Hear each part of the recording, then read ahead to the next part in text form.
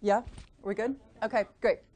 So everything I'm going to talk about today comes from some observations that we've known for almost 20 years, since the first microarrays came out and made it possible to survey gene expression patterns across the genome.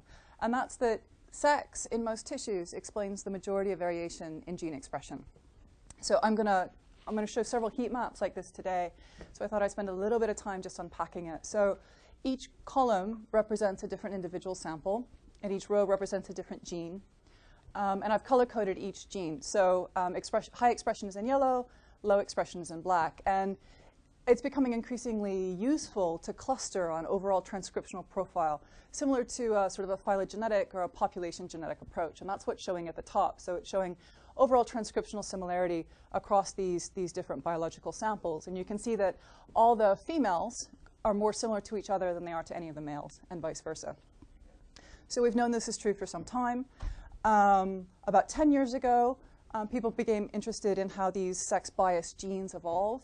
And it became really clear very quickly that across a broad array of organisms, genes that are expressed differently between males and females evolve more rapidly, both at the coding sequence level and at the expression level. And like most things in evolutionary biology, this was discovered first in Drosophila, but there have been just a series of studies and across, well, even now into seaweed and to yeast and all sorts of different things. And it's a broadly sort of convergent pattern. Genes that are expressed differently between the sexes show really unique evolutionary patterns. And it's led to the sort of development of a framework that genes that are expressed more in females encode female phenotypes that are then the subject of female-specific selection, and genes that are expressed more in males encode male-specific phenotypes that are then the subject of male-specific selection. And there's a lot of excitement about this. People have been thinking about using it as sort of a route to assess the effect of sex-specific selection on genome evolution. So we're really good at scanning genomes and identifying genes that show unusual patterns of evolution in coding sequence. I think we're less able to understand what's causing those patterns. And so by sort of essentially partitioning the genome into those that are important for females and males, we can start to understand, how sex-specific selection affects the genome, and to add a phenotypic component to genome evolution. There's also a lot of interest in using this as a framework for studying the genomics of sexual selection and sexual conflict. And both these fields, I think, have really struggled to integrate the genomics revolution into their studies, largely because sexual selection and sexual conflict often lack that clear divergence that you see in adaptation and speciation studies. So you're not talking about a real change from one to the other, but rather an accommodation of two phenotypes within the same genome.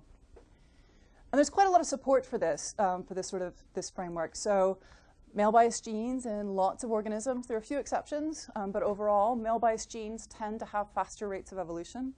And this has been suggested to be a result of the fact that sexual selection is acting primarily on males. In most species, it's much more forceful on males than females.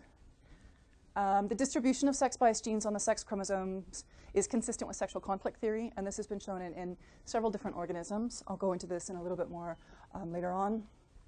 And broadly, sex-biased genes, they just kind of behave like sexually selected phenotypes. So they tend to be less pleiotropic. They're involved in fewer functions in the body. There's an ontogenetic component. So the degree of sex bias amplifies through development, and it's most manifest in adults when we observe sexually dimorphic phenotypes. And there's a condition dependence that fits right in with traditional models of sexual selection. I think the problem is that with all of this is it's somewhat circumstantial, and that's because most of this work treats sex as a dichotomous trait, or sexual dimorphism as a dichotomous trait. And there's sort of two problems with that. So one is that if you look around most populations, sexual dimorphism is far from dichotomous. There are some individuals who are sort of more dimorphic than others. You can almost think of it as an axis.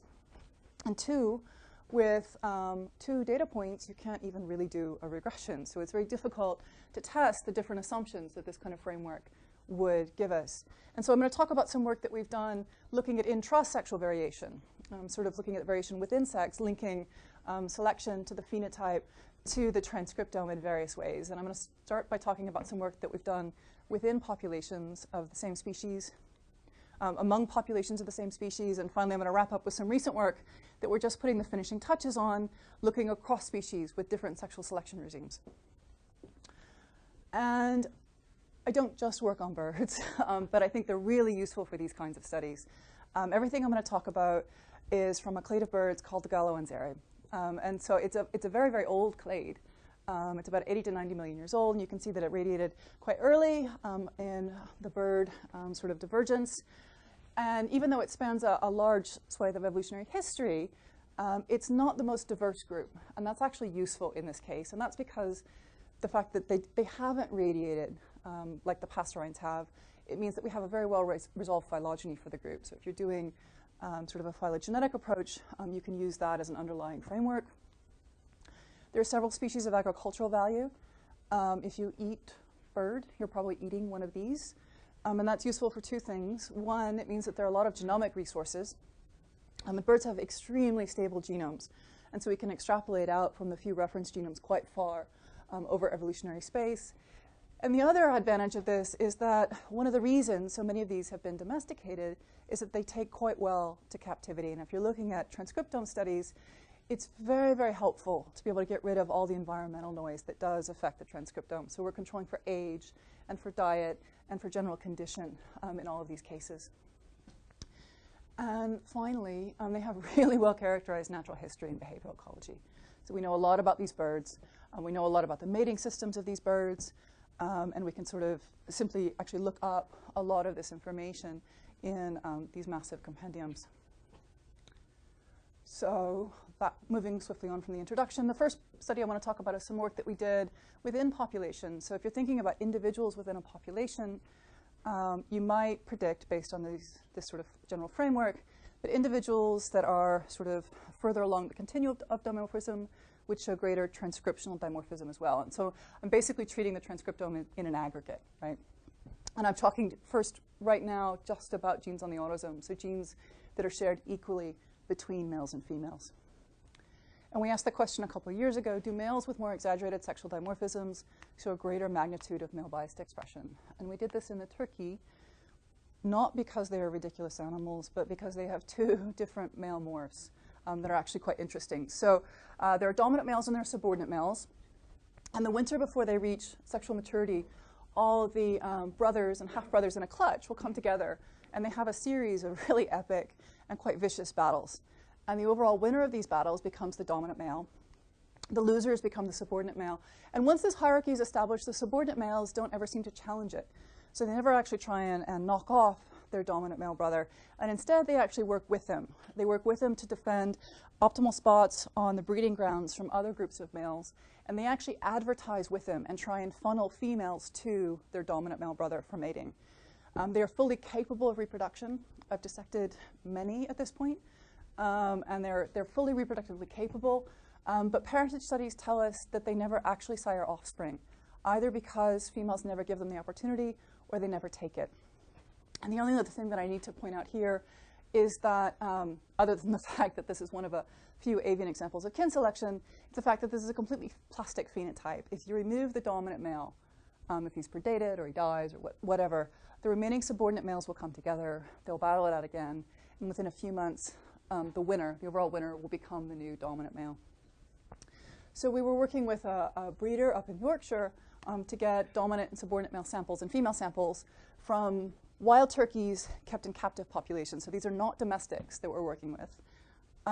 They're essentially what sort of runs around in the woods in North America.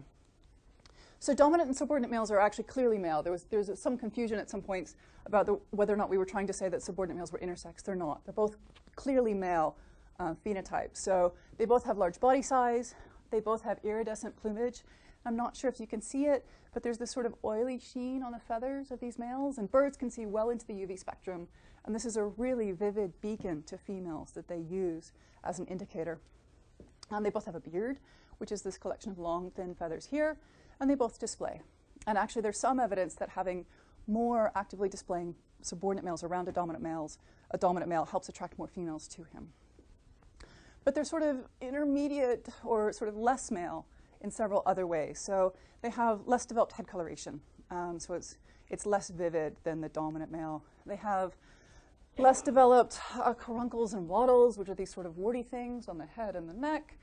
And they have a shorter snoot. And if you don't know what snoot is, it's this long fleshy bit that hangs down the beak of the male. It's dynamic tissue, so males can expand and contract it depending on what they want to express or communicate. There's evidence that having a longer snoot helps in male-male competition for optimal spot on the lek. And you could pretty much predict that females prefer males with larger snoots. And I think I'm going to leave this to your imagination and move on. So we were interested transcriptionally in these. And this is some work by former postdoc Marie Pointer. So I'm showing you here genes that are male-biased overall. We did this about 6 different ways to make sure that we didn't have issues with regression toward the mean, and female-biased autosomal genes. And this is the subordinate male average, the dominant male average, and the female average. And the first thing you see is that the 2 males cluster transcriptionally. The 2 male types cluster clearly together with very, very high bootstrap support, looking at the overall heat maps. And if you look at the overall profile, there's not a lot of difference, but there's sort of subtle differences between the 2 male morphs in both types of genes. So there were, in studies like this, there's often sort of a standard measure for what you call significantly different. So you look for a 2-fold expression difference with a significant p-value. And using that sort of standard measure, there were just 21 genes that differed significantly between the 2 male morphs. And interestingly, the gene that showed the biggest difference was the first in the rate-limiting step in the testosterone synthesis pathway, suggesting there's some sort of hormonal control to these phenotypes. So they're both clearly male. There's no sort of issue with intersex. But as we sort of delved into the data, another pattern became really clear. So when you looked overall at all male-biased genes, on average, subordinate males express them a little bit less than their dominant male brothers. And this is really consistent with the idea that male-biased genes encode male-specific phenotypes. So the more dimorphic you are, the higher your expression of male-biased genes if you're a male. Yeah? I'm showing you the gonad here, but we've also looked at somatic tissue, and we saw the same pattern. I think what was a little bit more surprising is that when we looked at female-biased genes, subordinate males express them a little bit more. And this, I think, the reason I was surprised is this sort of suggests that it's not just the presence of male-biased genes that make you a big, flashy male, but it's the absence of female-biased genes. And as you look, as sex bias increases, as the degree of difference in expression between males and females increases, the difference between the 2 male morphs increases as well, suggesting that genes with a greater degree of difference between the sexes are more important for these dimorphic phenotypes. So it's entirely concordant with our sort of framework understanding of how sex-biased genes evolve. So we did several other surveys in this, but just to conclude from this, the magnitude and direction of sex-biased expression is entirely concordant with the level of phenotypic dimorphism that we observed in these birds. And as I said, just very few genes differ significantly between the 2 male morphs. But when you look at the sort of transcriptome in an aggregate, and we're looking over thousands of genes, there's a subtle difference that together creates quite a large effect, suggesting that complex dimorphisms may be the product of small differences in many genes. And I'll come back to that later on. But before I do, I want to explain some work that we did, asking if you change the direction and magnitude of sex-specific selection, how does it affect the underlying transcriptome? And we did this study in chickens. Well, I'll come back to that. So before I talk about why we did it in chickens, I should mention that birds are hetergametic because female hetergametic, which is important to this story. So in contrast to mammals, where females have 2 X chromosomes and males have an X and a Y, males in birds have 2 Z chromosomes, and females have 1 Z and a W. And the W is transmitted as a unit from mother to daughter. And there's sort of a interesting region of the genome. They're quite small, but we think they're very, very important for certain regions. And there's a certain contradiction of these sex-limited chromosomes. So Ws are analogous in many ways to the Y, and so the same forces act on them. So both Y and W chromosomes have a reduced overall efficacy of selection acting on them. So they have a reduced effective population size. So every male-female pair, there's 1 Y or 1 W to every 3 X or Z chromosomes or 4 autosomes. And that reduces the power of selection to act on these chromosomes overall. But much more importantly, they're, aside from a small pseudoautosomal region, they're completely non-recombining. And so this leads to all sorts of issues with Muller's ratchet, where you can get the stochastic loss of mutation-free Y or W chromosomes over time. issues with Hill-Robertson interference. So selection is acting on the net fitness effect of the entire chromosome. It can't act on specific genes to purge deleterious mutations independently. And all sorts of issues with linkage and hitchhiking. And these regions overall tend to have very, very low diversity because of these linkage effects. So at the same time that selection is less able to sort of act on these chromosomes, they seem to be under really strong sex-specific selection based on our understanding from Y chromosome studies. So in Drosophila, there's been some work that shows the majority of variation in male fitness is controlled by the Y chromosome. So it's playing a really important role. We're not really sure what, but it seems to be quite key. In humans, a lot of cases of genetic infertility in males have been shown to be due to deletions on the Y, because a lot of the genes involved in sperm production are Y-linked. And things like guppies and several other fish, genes for attractiveness, coloration patterns have been shown to be Y-linked in males. And so because of this important role in males, it may be that the genes on the Y are under very strong purifying selection to purge deleterious alleles. So there's sort of an idea that these chromosomes may be small, but they're quite mighty in their effect. So we know a bit about Y chromosomes. When we set this up, we knew very, very little about W chromosomes. And often it's very useful to contrast W and Y chromosomes because it helps you sort of break apart the effects of being sex-limited from the effects of being male-limited. And there's sort of special mutational effects that only happen in males or happen more in males than females, so it's quite useful. We knew at the time that the W is female-specific, and then it doesn't seem to determine sex. So sex in birds seems to be based on your dose of the Z chromosome. If you have 2 copies, you make more of a gene called DMRT1, and you develop as a male. If you have 1 copy, you make less of the gene, and you develop as a female. So we set out to figure out first what's on the W chromosome, because when we started this, there were very few known W-linked genes. These regions, these sex-limited chromosomes, tend to be really heterochromatic and difficult to assemble, and so genome assemblies are really difficult for them overall. And we started with transcriptome data, and it's gotten a little bit more sophisticated than this, but still expression data is quite key. So I'm showing you here average male expression on the X and average female expression on the Y, and each dot represents a different gene. And there are lots of genes that are expressed in both sexes, either male biased in blue or female biased in red, or the same in green. And then there are a few that are only expressed in males. And what we cared about were these group, which were only expressed in females. And if you assume that the W is limited to females, genes on it can only be expressed in the females. And so using this is a potential pool of W-linked genes, and then we used haplotype information and some PCR validation. And it was actually really useful. It worked really well, and I think we nearly doubled the known number of W-linked genes and corrected the assembly. So several genes had been misannotated to the chicken W. And we've expanded it out across an array of birds and actually into some fish, and it works really well across a broad array of taxa.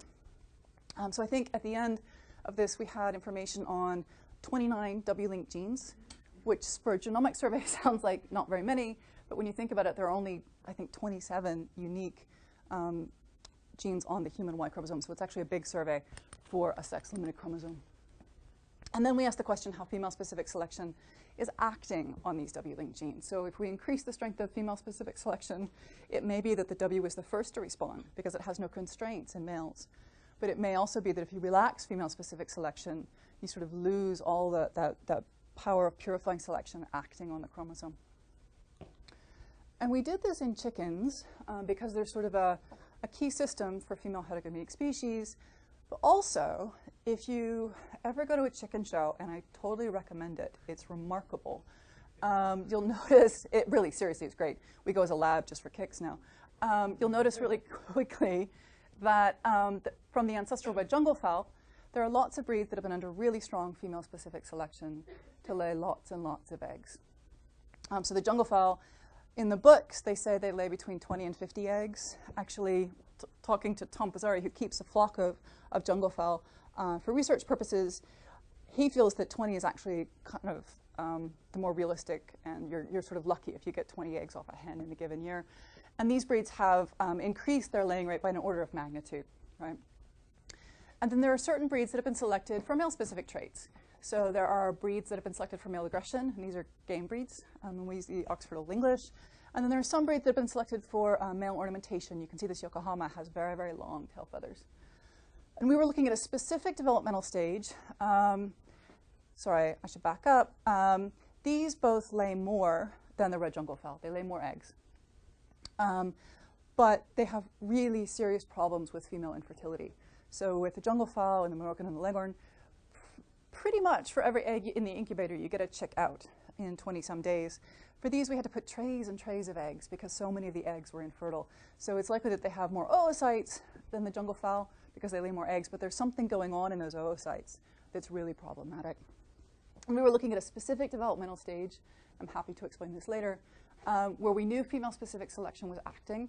And so you can think of these in sort of an experimental evolution framework as being under increased female-specific selection, and these as being under relaxed female-specific selection. And we also had samples from the red jungle fowl as the ancestor.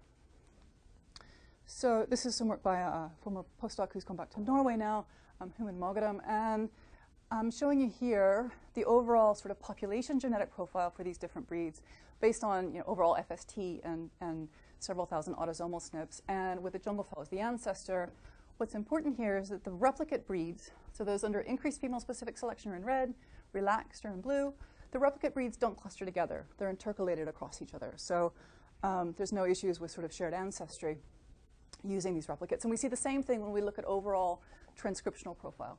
So we see the same sort of relationship either when we look at variation in sequence or in expression. But we see really clear convergence when you look at female-biased autosomal genes that should be important for female traits, where you see the replicate breeds clustering most closely together with very, very high confidence.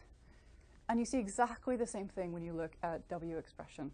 And I'm hoping you can also see that expression in these breeds that lay lots and lots of eggs is much higher.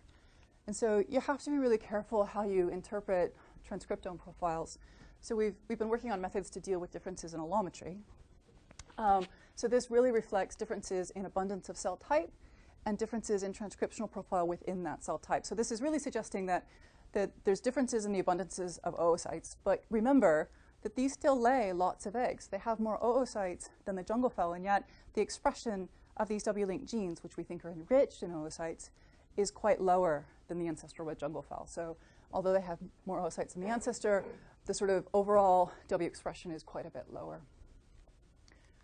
And there's been, for good or bad, quite a lot of effort by different groups in trying to put gene expression into the same framework that we use for coding sequence. We did this based on some reviewer requests, and I think you have to be really careful how you interpret these results. But basically, if you think about McDonald-Kreitman framework, when you're testing for positive selection, if you map out polymorphism within lineages, so in sequence, this would be variation, SNPs. With expression, this is variance in expression, against divergence between lineages. And each of these comparisons, we're comparing the red jungle fowl ancestor to the derived chicken breed. Gene expression sort of falls into three general regions. You have some genes that show very little divergence and very little variance. We think these are evolving primarily through purifying selection, so selection is acting to remove variation. There are some genes that show high divergence and high polymorphism, and we think that gene expression change is evolving primarily due to drift and neutral processes. And there are some that seem to be evolving due to positive selection. So they've got high divergence between the ancestor and the derived population and relatively low variance. And we think these are sort of the ones that are evolving due to adaptive evolution. So with that in mind, we test drove several of the existing models of gene expression evolution that fit within this framework. And ultimately, and unfortunately, decided that none of them really worked for us because either they didn't correct for overall expression level, and if you remember, the W is a haploid chromosome, and there's a weak but some relationship between gene dose and gene expression. So if you only have one copy, you may be making less. And if you're comparing the W to the Z with the autosomes, you need to sort of correct for gene expression.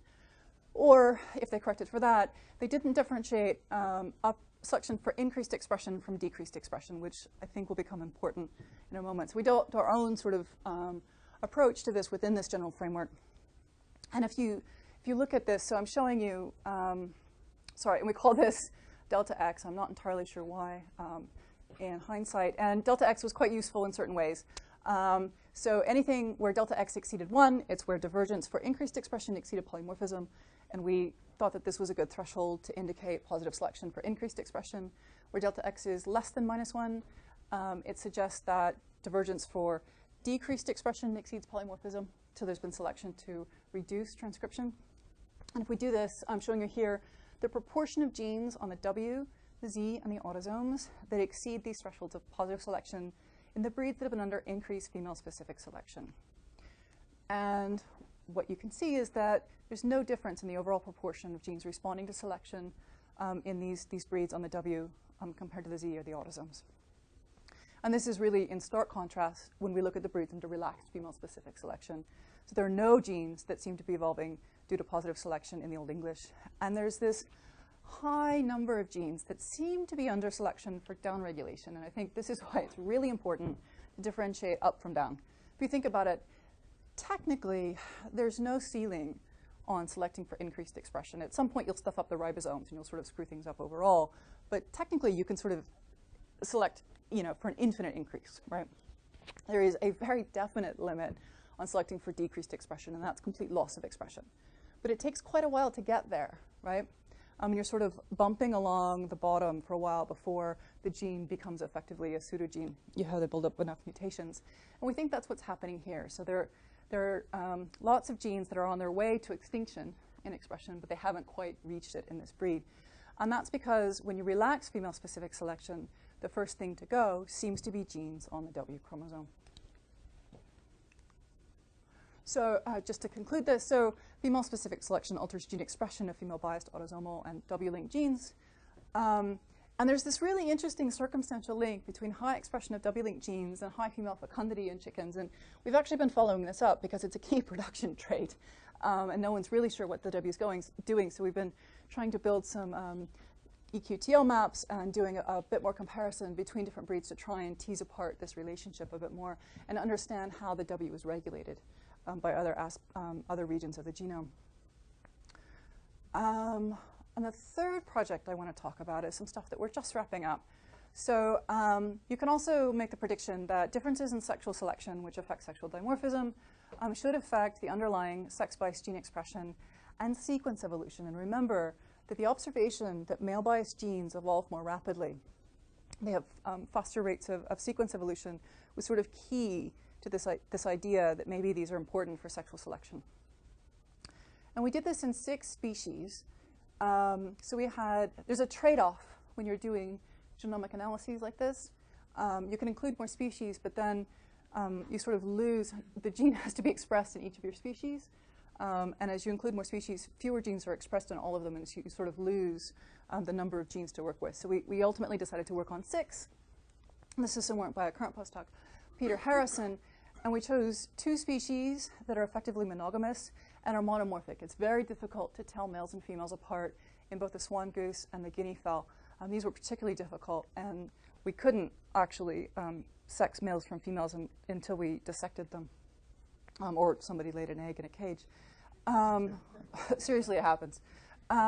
We had 2 species that showed sort of intermediate levels of dichromatism or dimorphism, but showed a fair bit of sort of polyandry, mating with multiple males, either through extra pair copulation in the mallard or through sort of promiscuity in the pheasant.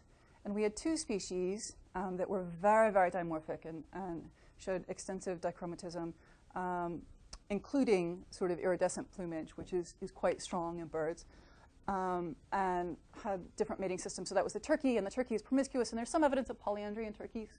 Females will mate multiply. And then the Indian peafowl, and these are lucking species. There's less evidence for polyandry in these birds. We had reference genomes for the duck and the mallard, and everything I've talked about until now was based on mapping expression reads back to the reference genome. But because 4 of these species didn't have reference genomes, we explored several different options, but ultimately decided that the best thing to do, instead of building sort of not very good reference genomes for the other 4, would be to actually just skip the genome entirely and build reference transcriptomes, so building de novo transcriptomes. And that actually sort of took a bit longer. I mean, I knew it was going to be complicated, but I didn't quite realize exactly how long it would take to assemble them. So we had 25 million reads per sample, about 5 samples per sex, per tissue, per species, and about a terabase of sequence data. And after about 2 years on a central cluster, we ended up with 3,000 conserved autosomal orthologs expressed across all 6 species. And this is not a huge data set, but it's sufficient. And for some things, you need conserved orthologs across all 6 species for looking at sequence evolution and recapitulating or reconstructing ancestral expression level. But for some things, you actually want to increase the gene set. So if a gene wasn't expressed in one species, we had to drop it from this 3,000 set. And so we also created a second data set of genes from these transcriptomes that were reciprocal best hits to the chicken genome. So these are one-to-one orthologs between each species and the chicken. And we had about 9,000 autosomal genes using that approach.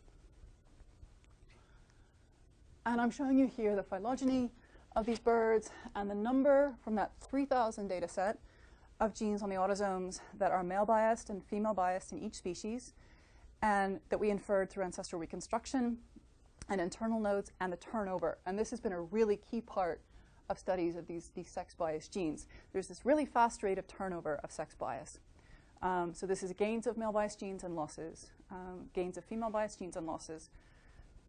And what you see from this is that, just like everything else, they show this really rapid turnover. As I said, we've been really working on making sure that it's not an allometric scaling issue. So as the testes or the gonad gets bigger, it's not an issue with that. These are sort of real transcriptional differences. So this is sort of, it's been corrected for allometric scaling. And only about 1/3 of sex-biased genes show the same pattern across all 6 species. Many, many more are species-specific for both female-biased genes and male-biased genes. And what's really interesting is the change is almost entirely due to changes in male expression for both female and male-biased genes. So female expression is just kind of pottering along, kind of boring, and males are just sort of zooming all over the place. And that's what's driving most of these changes. And the big question is this change due to sexual selection? We had several measures of sexual selection, phenotypic measures, and all of them showed a very strong correlation. So these are phylogenetically corrected p-values of the relationship between measures of sexual selection. I'm showing you the sexual ornamentation one here, and rates of turnover for male-biased genes. And these are each of the species, really suggesting that the sexual selection is sort of driving the evolution of the transcriptome, at least. And this leads overall to an increase in the proportion of male-biased genes, but not female-biased genes in the transcriptome. So these are the 3 measures we use. Overall scores of sexual ornamentation. Remember, we had things with snoods and elongate feathers, and so this is a composite of all of that. Sperm number and residual testes weight. So these are this is a measure of pre-mating sexual selection, and these are measures of post-mating sexual selection. And it's very difficult to tease these 3 apart completely. But in all cases, as sexual selection increases, the proportion of male-biased genes in the transcriptome also increases. And although, like all that previous work, genes that are expressed more in male show faster functional rates of evolution in the coding sequence, and this was true across all our species, if this was due to sexual selection, 2 things should be evident. One, there'd be some relationship between DNDS and the strength of sexual selection. And 2, there should be sort of a reduction in polymorphism in these genes standing in the population if selection is acting to purge sort of variation through sexual selection. And that's sort of getting back to this question about whether male-biased genes are under positive selection because of sexual selection. And we did this 1,000 different ways.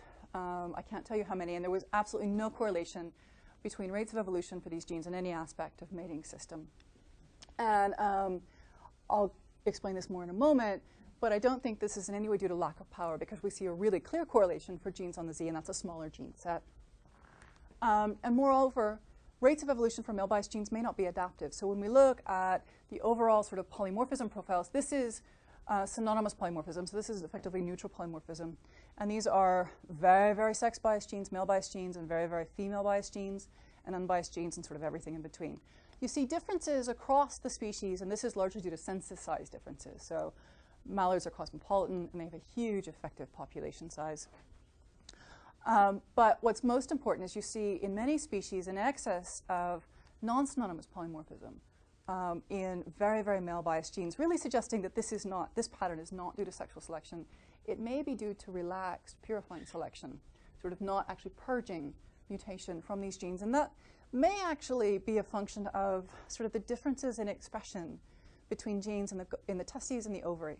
So male-biased genes in the testes tend to be testis-specific and tend to be very, very male-biased. Whereas female-biased genes, genes expressed in the ovary, are expressed in many other tissues in both sexes and are also expressed to some degree in males in the testes, but to a lesser extent. And it may be that these genes are just less often, they're only under selection in males, and they have fewer pleiotropic constraints acting on them. So from the autosomal study, the key things are, it seems that sexual selection is driving expression evolution, but not sequence evolution. We also looked at the Z chromosome, and there's a wealth of really compelling evolutionary theory, mathematical predictions suggesting that sexual selection should be very associated with the Z chromosome, and as well sexual conflict and sexual dimorphism. And that's because, and it's more often for these predictions are more for the Z than for the X chromosome by comparison because of its unique inheritance pattern. So the Z chromosome for dominant genes, dominant alleles, is more often selected in males because it's twice as often in males than females. And so you might actually get an accumulation of male benefit alleles on the Z chromosome compared to autosomes. And this could lead to sort of a disproportionately large role of the Z in sexual selection. There are lots of models of this in sexual conflict and all sorts of different things. And this is a study or a story that I've been following actually since I was a grad student in various ways. And you can sort of look for the footprint of sexual conflict on the sex chromosomes by looking for sort of a masculinization or feminization of gene expression. And so we might expect that same correlation in expression we saw on the autosomes, between the same correlation in male bias between sexual selection with sexual selection to be as present and possibly even more evident on the Z chromosome given these predictions. And that's exactly not at all what we see. There's nothing going on here. And what was very interesting, though, is that we did see what's called a Fas-C effect. So genes on the Z chromosome evolve more rapidly than autosomes, and we've known this for some time. And birds have really weird karyotypes, so they have a lot of reasonably sized normal chromosomes. They have 10. 5 are called macrochromosomes, 5 are unimaginably called intermediate chromosomes. And then they have lots of really small chromosomes called microchromosomes. And the recombination rate on the microchromosomes is really, really high. And so the fairest comparison is between genes on the Z and genes on autosomes 1 through 10, which are similar in size. And what was really surprising is that, this has been predicted for a long time, since the 80s from some work by Brian Charlesworth, Jerry Coyne, and Nick Barton. And we see an increase in the rate of functional change on the Z compared to the autosomes. You see the same on the X compared to the autosomes. And it's become really important for studies of sexual selection theory. It's thought to be important in Haldane's rule, where the hetergametic sex is either inviable or infertile in interspecific crosses, and the large X or Z effect in speciation. And a former graduate student, she's sticking around as a postdoc for a couple of years, Allison Wright, here pictured with her favorite chicken, started looking at the rate of Fas-C. So this is the rate of evolution on the Z chromosome, non-synonymous to synonymous evolution, normalized by the underlying autosomal DNDS rate of evolution. And she saw, again correcting for phylogeny, pretty clear correlation with various measures of sexual selection. And this is completely opposite to what we saw in the autosomes, right? So we saw transcriptional evolution seemingly due to sexual selection, but not coding sequence. And here we see coding sequence, but not transcriptional evolution. And we think we know why. So there are two possible reasons for Fas-C evolution and Fast-X by comparison. So it can be due to selection. So in females, the hetergametic sex in birds, any sort of beneficial recessive allele is more often exposed directly to selection in females on the Z than it is the autosomes, where it will be masked by the other copy. So it's only exposed when the individual is homozygous. And this could lead to selection more quickly detecting recessive beneficial mutations and fixing them on the Z compared to the autosomes. Alternatively, Fas-C could be due to drift. There's a reduction in the effective population size of the Z compared to the autosomes, and I'll explain this in a moment. And it actually increases as variance in male reproductive success is greater, which is what happens in a lot of models of sexual selection. So you can predict that if Fc is due to selection, that our effective population size of the Z is going to be at most 3/4 that of the autosomes. If it's due to drift, the effective population size of the Z is going to be less than that of the 3/4 that of the autosomes. And that's because for every male-female pair, there are 3 Zs to every 4 autosomes. But in lots of models of sexual selection, one male mates with multiple females, and there's a huge variance among males in reproductive success. And so when that happens, the effective population size drops, and it can be ignoring things like recombination variation and all sorts of other things. It approaches 1/2 that of the autosomes. So we estimated effective population size, and I think Dan Roboski may differ with me on how to do this, but based on discussions this morning, but we did it sort of using traditional population genetic approaches, and it's difficult to do that without a very large survey of the population. And so I think we have to take these estimates with a very large grain of salt, and that's why you get these very, very big confidence intervals used for each of the species, because you're effectively doing a double bootstrap of both the Z and the autosomes. And so you get huge confidence intervals, but in all but one case, there is quite a lower effective population size than that what we expect under monogamy, suggesting that Fc is due to drift. But as I said, these are difficult to get right, and so it's just sort of indicative. We also looked at polymorphism in the populations and did sort of standard tests of selection. So if Fc is due to selection, the footprint of selection should be greater on the Z than the autosomes. If it's due to drift, the footprint of selection will be the same or less. And whether or not we looked at sequence divergence or McDonald-Kreitman tests based on polymorphism and divergence, the signature was the same. So these are just summary stats. But there's no difference in the proportion of genes on the Z that seem to be evolving due to positive selection compared to the autosomes. You can also look at standing polymorphism and differences in non-synonymous to synonymous polymorphism on the Z and the autosomes. That's what I'm showing here. This is the proportion of polymorphism on the Z that's non-synonymous and the proportion that's synonymous. And the proportion is higher on the Z for non-synonymous polymorphism. And this is consistent with selection being less able to remove deleterious, mildly deleterious variation from the Z, again suggesting that Fc is due to drift. On the third way you can do this, it's really hard to prove a negative, so we did it every possible way, is you can look at gene expression. So if Fc is due to selection, it should be strongest in female biased genes, because that's where it's directly being exposed to selection in females. It should be intermediate in unbiased genes, and it should be least to completely absent in male biased genes. If it's due to drift, it should hit all expression categories the same.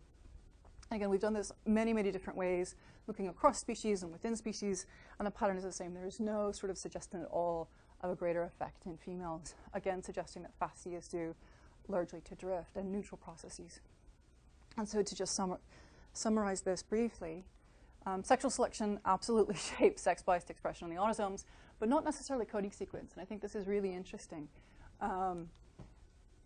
And ironically, as sexual selection increases, so as variance in male reproductive success increases, the reduction in the effective population size of the Z may actually limit its role in its adaptive role in general, but more importantly for sexual selection in particular. And a lot of these really elegant theories suggesting that the Z is more important in sexually selected traits may actually need to incorporate the effective population size of the chromosome to get sort of accurate predictions. And just briefly, I want to talk about some of the work that we've got ongoing, and it's just starting up. So I've talked about sex chromosomes a lot, and I think there's a possibility, maybe a tendency for people to think that studies of sex chromosomes are a bit niche-y and a bit narrow, but they're actually really important because it's a way to really understand the relationship between recombination, selection, and adaptation. And these are things that are important not just on sex chromosomes, but across the entire genome. And what's really striking, so I was part of a working group. I organized it with Doris Bachtrog and Katie Peichel at Nescent for several years. And the goal of this working group, and we called it the Tree of Sex Consortium, which was impossibly ambitious, was to actually map out how sex determination is distributed across the tree of life. And we realized very, very quickly that that was actually impossible. There's just too much diversity out there. So we actually identified several specific taxonomic clades that we had sufficient information for, and I'm just showing you sort of a brief summary. And what you get from this is, one, there are a lot of ways to determine sex. Mammals and Drosophila are to some extent, and birds as well, are a bit boring in how monotypic they are. So there are 2 independent sex chromosomes in mammals, so The Therians have one system, and the monotremes have another, both XY. Well, the monotremes have 5 X's and 5 Y's, but still, it's male hetergametic. Birds, sex chromosomes, the ZW sex chromosomes are conserved across the entire clade. Beetles have lots of, they're all, as far as we know, XY, although there's some evidence that XY sex chromosomes have evolved many, many times. So there's a lot of convergence going on. And overall, sex chromosomes of either type, male or female heterogamety, have evolved countless times in animals. And if you think about it, they're really weird. It's really weird that this has happened. So you don't need sex chromosomes at all. All you need is a single sort of missense mutation. So studies in pufferfish have shown us that sex is determined by a single SNP.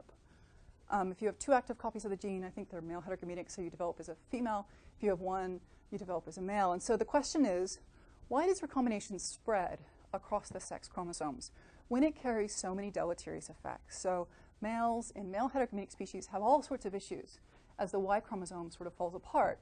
They have gene dose problems to deal with. They only have 1 copy of genes on the Y, or the X. There are all sorts of issues with hemizygosity. They only have 1 copy of the gene, so if they have a bad copy, they can have deleterious effects. And the theory of how sex chromosomes evolves goes back to Fischer. So he suggested in 1931 that you would have selection against recombination when you have the origin of a sex-determining gene in nearby proximity to a gene that has a sex-specific effect. And so over time, recombination stops between a nascent X or Y or Z or W, and you have a buildup of heterochromatin in black, and a lot of the genes in this region, selection is less effective at removing deleterious mutation, and so you get a lot of pseudogenes building up. And this can progress. You can get the buildup of a second stratum, and recombination suppression extends across the chromosomes until you have highly distinct X and Y or ZW chromosomes. This theory, I think, is really taken as gospel by people who work on sex chromosomes. We just assume it to be true. And there's very, very little evidence for it. In fact, I'd say there's really no direct evidence for it. And that's because it's really hard to identify genes with sex-specific effects at the coding sequence and map them out.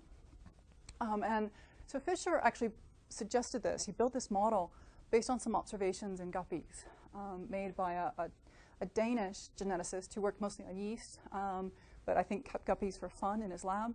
And his name was Orion Vinga. And he noticed that coloration genes were passed wholesale. Multiple patterns of coloration were passed wholesale from father to son. They were Y-linked. And Fischer twigged on and realized that coloration is actually sexually antagonistic in guppies. So if you're flashy and you're a male, you're more attractive to females, but you're also more attractive to predators, right? But you may have enough offspring in the meantime before you're picked off that it makes sense to be very bright and shiny. For females, there's no benefit to being shiny and bright and having lots of colors. Males don't care what you look like, but predators absolutely will pick you off. And so there's this sort of sexual conflict between them. And we've actually gone back to guppies and started to identify. I think it's a great system to actually test this theory. And we started using sort of various approaches to look at how recombination suppression spreads in relation to sexual conflict over coloration. So we're trying to map out the coloration genes across the genome and trying to understand how female preference for male novelty affects Y chromosome diversity. I'll explain this in a minute. And it's based on resequencing both genome and transcriptome between females, males from vivid populations. There are some populations of males that are really, really bright and very, very saturated, and males from dull populations. You can see this male, well, maybe you can see this male is much less vivid and has much less variation in coloration compared to this one. And I can't quite prove it yet, but our early data suggests that you would think that if recombination suppression is based on sexual selection over coloration, that the Y, the non-recombining bit of the Y in vivid populations would be much larger than that in dull populations. And that's exactly the opposite of what we see. So the PAR, the pseudo-autosomal region, the recombining region between the X and the Y, is larger in vivid populations than dull populations. And it may be due to the weird mating system in guppies. So females have a really clear preference for novel males, for males that have unusual coloration patterns. And the problem is that if you're looking for novelty on a linkage group on the Y, you're going to be really, really disappointed because the diversity of the Y just tanks because of that lack of recombination. So ironically, even though Fischer sort of suggested this idea based on coloration patterns, it may be that this sort of mating system selects for occasional recombination between the X and the Y to create novel coloration patterns in those males. We're just getting to the point where we can sort of set up pedigrees and map the phenotypic coloration pattern and try and sort of place that on top our information about haplotype from the genome. The other project that I'm quite excited about is the question that relates to why some genes remain on these sex-limited chromosomes. So once recombination stops, in most species, there's a small subset of genes that remain on either the Y or the W. And there's a lot of questions about what these genes, why they're maintained. They're under strong purifying selection, but why? So, and we're doing this using sort of the geology of the avian sex chromosomes. So you can date stratum age based on the divergence between, in this case, Z and W orthologs. Regions where recombination has been suppressed longer have greater divergence. More recent regions have lesser divergence across these strata. And we took this approach to map out the strata on the chicken Z chromosome, the Z and W. So this is physical position on the chicken Z, and this is the divergence between the ZW orthologs that we used, that we identified in that chicken study I talked about, and we identified 4 separate strata. And then I was interested to see if we could sort of, if indeed these genes are under purifying selection for coding sequence, and so we expanded it, the sort of gene discovery approach, just doing sort of a quick analysis across chicken and turkey, which is about 50 million years separate, and also the mallard, which is about 80 to 90 million years. And what we found is that this whole region formed independently in the galliforms and in the anzeriforms, and it's about half of the chromosome. So this is actually a really unique way to test. You've got parallel evolution of the W of a really big chunk of the chromosome. And it gives us an opportunity to sort of ask whether or not genes are predisposed to being retained on the W. So it may be that genes with female-specific functions are preferentially retained on the W once recombination stops. And that's, I think, what most people would assume in the field.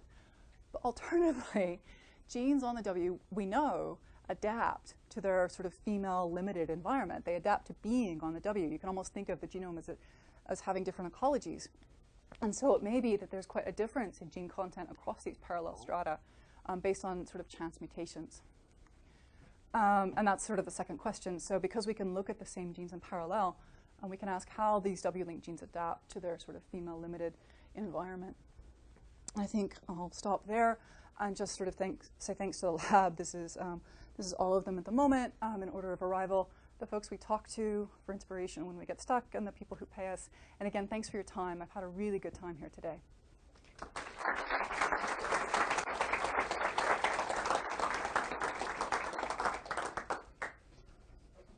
Do I call on them? Yeah, cool. Before people get into detailed questions, let me ask a more general question.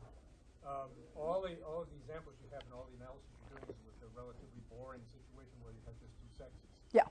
Is anybody, you or anybody else, working on multiple sexes, like for paramecium? We're not working on multiple sexes, but I didn't talk about this, but we are working at things that change sex and that have multiple sort of male morphs within that sex changing. What about ciliates? Is anybody doing similar? Not as far as I know. No. Anyone else? Yeah. When the dominant male dies and his brother replaces him, does the brother replaces him ever reach the same splendor that the original one did? Yep. Yep. It takes one full sort of molt, one full breeding season, but yeah. Mm-hmm. In the males, you have a testis and an ovotestis. Is there some asymmetry? It's not an ovotestis. They have 2 testes, one of which is larger than the other. Right. So, in the subordinate versus the dominant male, do you see any differences as far as size? No, we don't. And that's what I think was a bit confusing, actually. You would think that they sort of invest less, right? Yeah. But everything I'm showing you is just the left side, which is the larger side.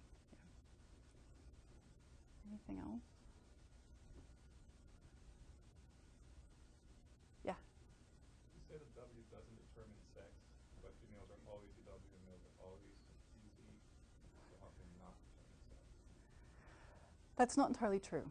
So there are instances, rare, of gonadotropes, in chickens, so where half the body is male and half is female, and given the size dimorphism, it's really goofy looking. And it's actually due to sort of early non-disjunction. So the cells on one side are ZZ, and the other side are Z naught. There's no W over there. And so you don't need the W to be female in that sense. All it is a lack of a second Z. Mm-hmm. Seems to be, yeah. So I mean, there have been some studies where if you, transgenics in birds are not trivial, but there was a group in Edinburgh who knocked down expression of DMRT1 on the Z, and that individual developed, so it was a ZZ individual, but they developed as female, and they developed an ovary. So it seems to be that gene on the Z chromosome and your dose of the Z that does it. Yeah? I wonder whether your definition of sex-biased expression affects your analysis in the first story. Whether you define based on the comparison of female and dominant male, or comparison of female and subordinate male. We did it all different ways. So we did it between females and dominant males, we did it between females and subordinate males, and we did it between females and all males. Because there was some concern that if we did it between sort of dominant males and females, you'd have like a regression toward the mean, right? And so we didn't see it, the pattern was robust. And we also, there was some concern. But is the sex-biased expression based on it doesn't change very much. which tissue you use to define? So sex bias in the soma is much more subtle, and you can't use sort of standard thresholds. So we just use p-values basically to define that, and it was much, much less. Is this what you're asking about? No, so when you say this gene is male biased, Yeah. it's based on the expression in which tissue? In that tissue. So we called it male biased in a gonad. In that tissue. Yeah. Okay, so a gene could be sex biased in that tissue, male biased in that tissue, but female biased in other tissue. You don't see that, but you do see genes that are male biased in one tissue and unbiased in another. It's quite rare to see a complete flip. Yeah. The only time you see it is during development. So you'll see some genes that are male biased at embryonic day 10 and are female biased at day 19. But in one time point, you don't see sort of big flips like that. Yeah. Cool. Thanks so much.